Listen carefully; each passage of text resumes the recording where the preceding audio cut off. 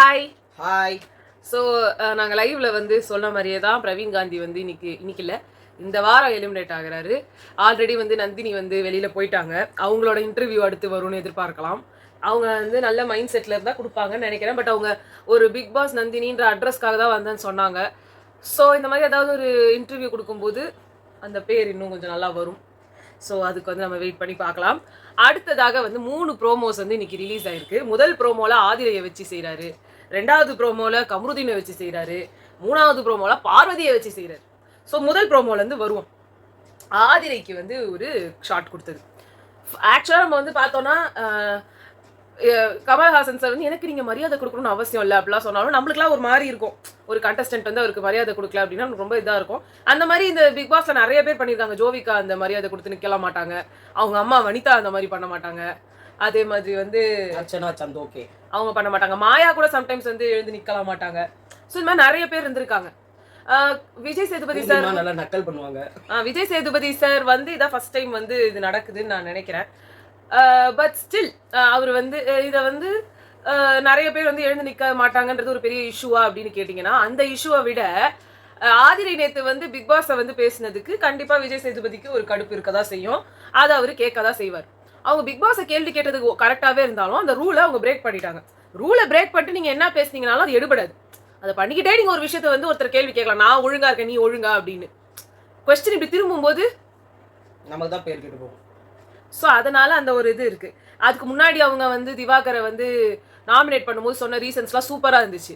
அப்புறமா நம்ம கமெண்ட் செக்ஷன்ல வந்து ஒருத்தவங்க போட்டிருந்தாங்க, கியூட்டி பை நினைக்கிறேன், அவங்க வந்து சொல்லியிருந்தாங்க லைவ் நாங்கள் எப்பயுமே ஃபுல்லாக பார்க்க முடியாது, நிறைய சீன்ஸ் எங்களுக்கு விட்டு போயிடும். ஸோ அப்போ அவங்க சொல்லும்போது சொன்னாங்க, திவாகரை வந்து உங்க ஃபேன்ஸ் எல்லாம் எனக்கு வந்து இது இந்த மாதிரி ஓட்டு போட சொல்லுங்கன்னு சொல்லி இவங்க சொன்னாங்கன்ட்டு. ஒருத்தவங்க கிட்ட நீங்க என்ன ஒரு விஷயத்த வந்து சொல்றீங்களோ அவர்கிட்டயே நீங்க போய் உங்களோட ஃபேன்ஸ்லாம் என்ன ஓட் போட சொல்லுங்கன்னு சொன்னா என்ன கதை? அவர் ஃபேன்ஸ்ல ஏன் உங்களுக்கு ஓட்டு போடணும்? ஏன் உங்களுக்குன்னு வந்து தனியா ஃபேன்ஸ் வருவாங்கன்ற நம்பிக்கையே உங்களுக்கு கிடையாதா? அவ்வளவு மோசமா ஆடிட்டு இருக்கீங்களா? இல்ல அவர் ஃபேன்ஸ் வந்து அவருக்கு ஓட்டு போடணும், அவரை விட்டு உங்களுக்கு ஓட்டு ஏன் ஓட்டு போடணும்? நம்மளுக்கு முன்னாடி ஃபர்ஸ்ட் ஸ்டார்டிங்ல வந்து 100 ஓட்டு இருக்கும்.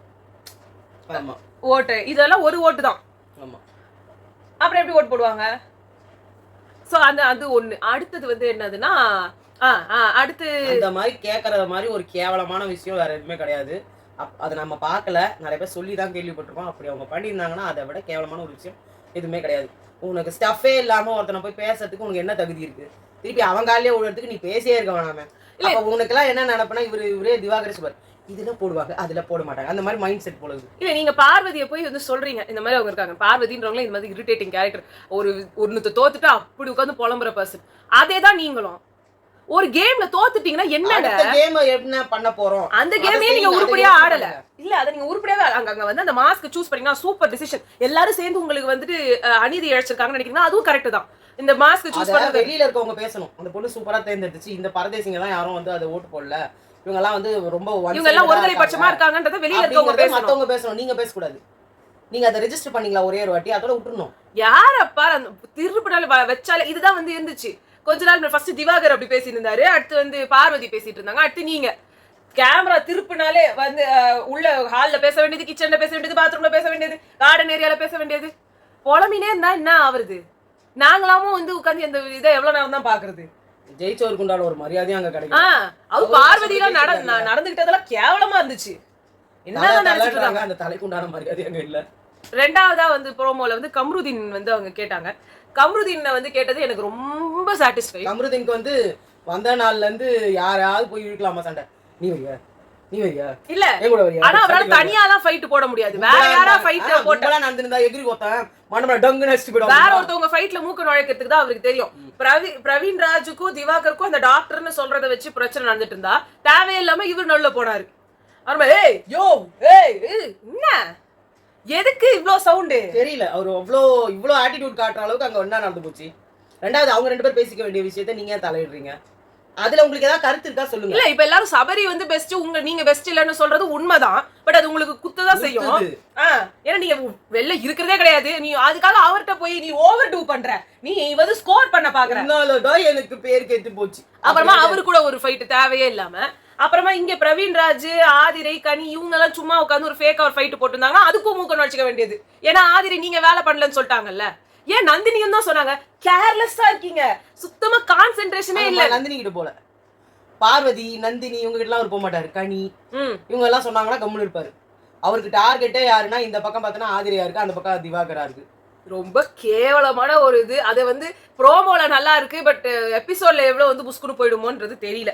3வது ப்ரோமோ வந்து நம்ம தானை தலைவி பார்வதியை ரோஸ்ட் பண்ற மாதிரி ஒரு இது.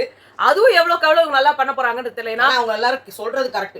அட்லீஸ்ட் கனியா இதுக்காவது வாய திறந்து சொன்னாங்களே. ஆமா, கம்முன்னு உட்கார்ந்து இவ இந்த முதுகுல குத்துறதுல எக்ஸ்பர்ட் நம்ம பார்வதி. பட் அதுல மெயினா வந்து ஒரு விஷயம் சொல்லணும் அப்படின்னா வந்து நேத்து நைட் உட்காந்து நந்தினிட்ட பேசும்போது நந்தினி கிட்ட எல்லாரும் ஃபேக், நான் தான் உண்மை, அவங்களும் சொல்றாங்க நீ தான் உண்மை, நீ வந்து வெள்ள மனசுடி, நீ வெள்ள மனசுடி அதான் சொன்னாங்க. சுத்த என்னத்த சொல்றது அந்த நந்தினின்றவங்க. இல்ல அவங்க அப்படி கன்ஃபெஷன் ரூமுக்கு போயிட்ட உடனே வந்துட்டு ஐயோ இதுல தள்ளி இருக்கணும், இந்த மாதிரி ஆளுங்கிட்ட தான் தள்ளி இருக்கணும், ஏதோ உடம்பு முடியலன்னு சொன்னாங்களே நான் கிட்ட வந்தேன். உன்னை யார் கிட்ட வர வேணாம்னு சொன்னாலாம் அவ அந்த துஷார்ன்றவர் சொன்னார்ல, அப்பயும் நீங்க போறீங்க. அது அவரவர் போ.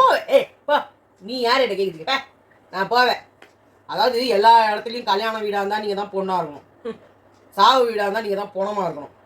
இப்படி ஒரு ஆட்டிடியூட் வச்சிருந்தீங்கன்னு வச்சுக்கோங்களேன், ஒண்ணுமே பண்ண முடியாது. பிளாக் பிளாக் ஒன்னு பிளாக் ஒன்னு ஒயிட். பிளாக்லாம் எனக்கு போயிடுங்க. பிளாக் பிளாக் தான் கவியரசன் கலையரசன் சொல்லிட்டு இருக்காரு. பிளாக்கு 2 பிளாக்ஸ் அவரு. என் வைப்புக்கு வந்துட்டேன் நீ. இல்ல நான் எனக்கு திவாகரை பிடிக்காதுதான், பட் இருந்தாலும் நான் வந்து ஒண்ணு சொல்லணும். இவரை பத்தி வெளியில யார்ட்டனா பேசும்போது கூட, ஒரு கேமராட்ட பேசும்போது கூட விட்டு கொடுக்க மாட்டாரு. பார்வதி அவங்க வந்து ரொம்ப நல்லவங்களா இருக்காங்க. ஆனா அசால்ட்டா அசிங்கப்படுத்துறாங்க இவங்க அவரை. என்ன மனுஷயா இந்த ஆளு சொன்னா கேக்குறானா இவன். அவர் அப்படி எனக்கு நந்தினியும் சொல்றேனே, இப்படி ஒரு பர்சன் நீங்க பக்கத்துல உட்காந்து உட்கார்ந்து பேசுறதுக்கு ஓகேன்றீங்க. அவரு டாக்டரே அவரு, ஆனா அவர் பக்கத்துல இருக்க வேணாம் போடா போடான்னு கத்துறாங்க. அது ஒரு என்ன சொல்றதுனே புரியல. அவங்க டிராபாலே இருந்தாங்க அப்படினாலும் இவர் டாக்டர்னா அட்லீஸ்ட் இதையாவது இவர் யோசிச்சிருக்கணும். நான் டாக்டர்மா, நான் ட்ரீட்மென்ட் இல்ல நான் கிளம்புறேன், அவங்க போயிட்டு வேணாம்னு சொன்னாங்களா, கிளம்புங்க. இது தேவையில்லாம கம்புறது அங்கேயே வந்துரு உங்ககிட்ட வட்டிக்கு வாங்கிட்டு வந்து உட்காந்துங்கிறாங்களா? அப்படிதான் இருக்கு. ஆளை விட்டாடி இழுத்து இப்படிலாம் நீங்க பண்ண அவருக்கு அங்க ரேஞ்ச் ஏறினே போகும். அந்த அறிவே இல்ல. நீங்க என்ன பெரிய தாதாவா? உங்களை அடியால் வேலைக்கு சொன்னாரு வெட்டிடுவேன் அந்த மாதிரி. அது நேத்துக்கே ஒரு எஃப்ஜே தான் இழுத்துட்டு போனாரு. நீ வா அப்படின்னு இழுத்துட்டு போனாரு. இல்லன்னு வச்சுக்க அங்க ஒரு பெரிய பிரச்சனை நடந்திருக்கும். ஏன்னா எனக்கு நந்தினி பண்ணது சுத்தமா பிடிக்கவே இல்ல. அவங்களுக்கு காதுலயும் உழ மாட்டேன் யாரும் எதுவும் பேசுறது. இதெல்லாம் பண்ணிட்டு சிரிக்கிறாங்க பாரு. எனக்கு கானாமையா உனக்கு டென்ஷன் ஆகுறது, சிரிப்பு வருமா? வராது. எல்லாரையும் பத்தி நக்கல பத்தி அவன் இப்படி அவன் அப்படி மறுபடியும் அழுது. கானா வினோத் இருக்காருல்ல, அவர் பார்த்து சொல்லுங்க எல்லாரும் கொஞ்சம் ஃப்ரீயா விடுங்க அவங்கள. அவங்க வளர்த்துட்டோம்னாரு. வளர்றேனா அவங்க ஒரு வாயை வச்சுக்கிட்டு கத்துறாங்க. தெளிவா பேசு. கஞ்சா போட்டுட்டு தண்ணி அடிச்சுட்டு சில பேர் பண்ணுவாங்கல்ல, அந்த மாதிரி சொல்லக்கூடாதுன்னு நினைச்சேன், சொல்லுவேன். அப்படிதான் பண்ணாங்க நேத்து. அதாவது உண்மையா ஒரு டிப்ரெஷன்ல இருக்காங்கன்னா அவங்க எப்படி இருக்காங்கன்னு தெரியும். குமுறி அழுவாங்க. இது ஒரு டைப் ஆஃப் டிப்ரெஷனா இருக்கலாம். நம்மளுக்கு நம்ம சைக்காலஜிஸ்ட் கிடையாது, நமக்கு தெரியாது. நீ டிப்ரெஷனாவே இருந்தாலும் எப்படி உனக்கு திடீர்னு கூப்பிட்டு வச்சு அவங்க கூட உட்கார்ந்து குழைய தெரியும். ஆனா உங்க டிப்ரெஷன்லயும் பார்வதிய கிட்டக்க வச்சுக்கலாம், கலையரசனை வச்சுக்கலாம். அப்படி செலக்டிவ் டிப்ரெஷன் வருமான்றது எனக்கு தெரியல. இல்லனா எல்லாரையும் தான் திட்டிடுவாங்க.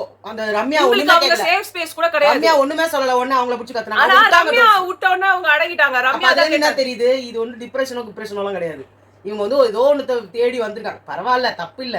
எல்லாரும் ரம்யா தான் சொன்னாங்க, உனக்கு மத்தவங்க கிட்ட பிரச்சனை இருந்தா அவங்க கிட்ட போய் காட்டு, என்கிட்ட எப்படி காட்டலாம் நீ? கண்டிப்பா கேட்ட உடனே சைலண்ட் ஆயிட்டாங்க பாத்தியா. இது மத்தவங்க கம்புருதி இருந்துட்டு இல்ல நீ வந்து பட்டா ஒரு சாஃப்டா பேசினாலே உங்களுக்கு இந்த மாதிரி ஆயிடும் போல இருக்கு. திருப்பி விடணும் போல இருக்கு. ஒலாத்துறாங்கன்னு சொல்றதா ஒரு தப்பு, ஒலாத்த விடுங்கன்னு சொன்னதா ஒரு தப்பு. ஒரு அப்படியே வந்து கொஞ்சம் பராக்கா வந்து ஒலாத்துனா கொஞ்சம் மைண்ட் ஃப்ரீயா இருக்கும்ன்றது எல்லாரும் சொல்றதுதான்.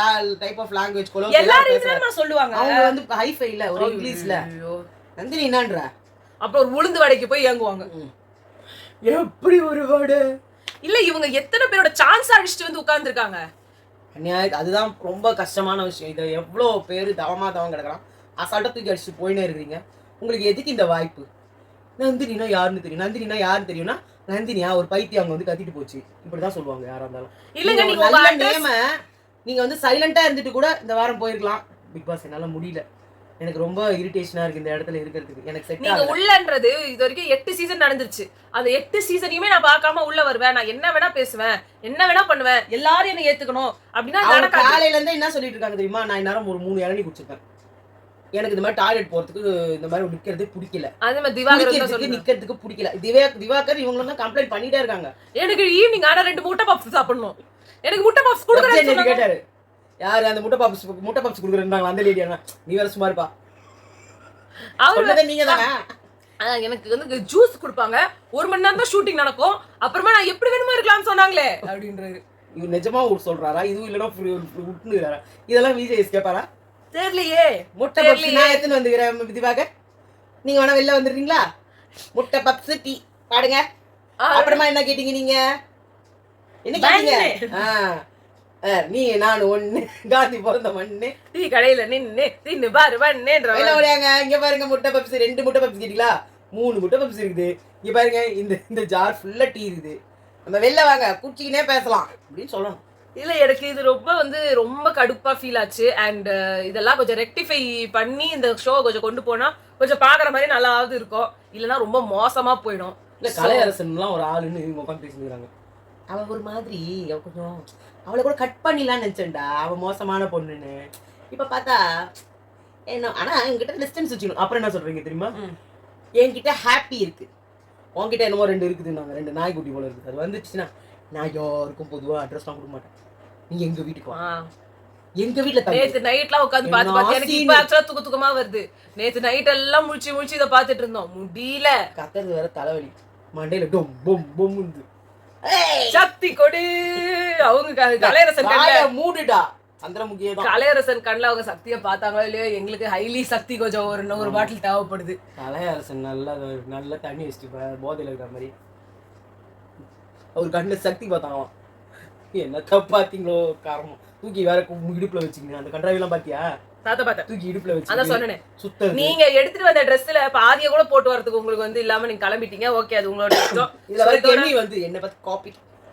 நான் டி-ஷர்ட் போட அவளோ டி-ஷர்ட் போடுறேன். ஆமா, நான் டாட்ஸ் போட நீ 2 Dress நல்லா இருக்கு. நைட் ஆனா நான் டி-ஷர்ட் போட்டா அவங்க புடவை கட்டணும்.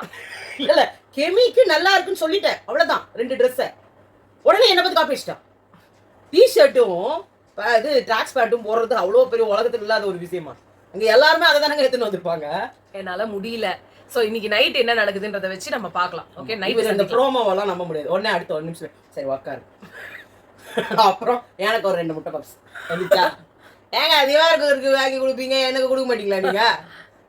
டீ முட்டை பப்ஸ் எடுத்து வைங்க. என்ன திவாகர் எல்ல வரியா? 2 பேரும் ஒண்ணா உட்காந்து திடலாம். என்ன சொல்றீங்க நைட்டு? ஐயோ பிகாஸ் சரி நான் இங்கே இருக்கிறேன். நீங்க தானே சொன்னீங்க சாயந்தரமானா 2 பாப்ஸும் டீயும் கொடுப்பாங்க. அது மட்டும் இல்லை 11 மணிக்கு ஜூஸ் கொடுப்பாங்க. 1 மணி நேரம் தான் ஷூட்டிங் உங்களுக்கு.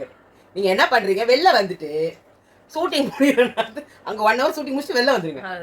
திருப்பி மறுநாளைக்கு உங்களை உள்ள விட்டுறோம். சரிங்களா?